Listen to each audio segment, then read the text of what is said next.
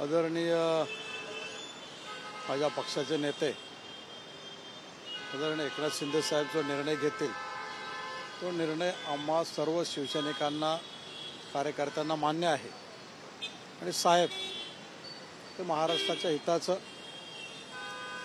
आणि जलकल्याणासाठी निर्णय घेतील असं आम्हाला चांगलं माहिती आहे।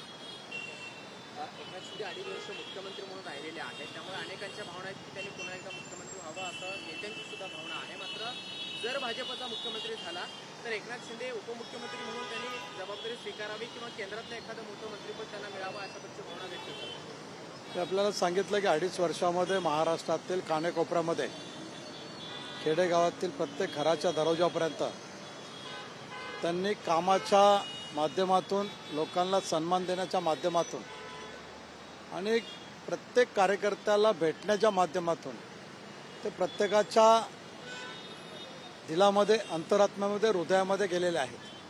त्यामुळे महाराष्ट्रातील प्रत्येक घरातील कार्यकर्ता असेल, रहिवासी असेल या लाडकी बहीण असेल ते त्यांच्या हृदयामधून हेच येतं की आदरणीय एकनाथ शिंदे साहेब पुन्हा एकदा महाराष्ट्राच्या हितासाठी महाराष्ट्राच्या विकासासाठी मुख्यमंत्री असावेत आणि पुन्हा एकदा आम्हाला असा सन्मान मिळावा या दृष्टिकोनातून प्रत्येकजण विचार करत असतो। परंतु महाराष्ट्राच्या हिताचं आणि युती टिकण्यासाठी जे निर्णय आदरणीय एकनाथ शिंदे साहेब घेतील तो निर्णय आम्हा सर्वांना बंधनकारक आहे। भाजपच्या गोटातून अशी माहिती येते की देवेंद्र फडणवीस यांचंच नाव मुख्यमंत्रीपदासाठी निश्चित करण्यात आलं, फक्त अधिकृत घोषणा बाकी आहे।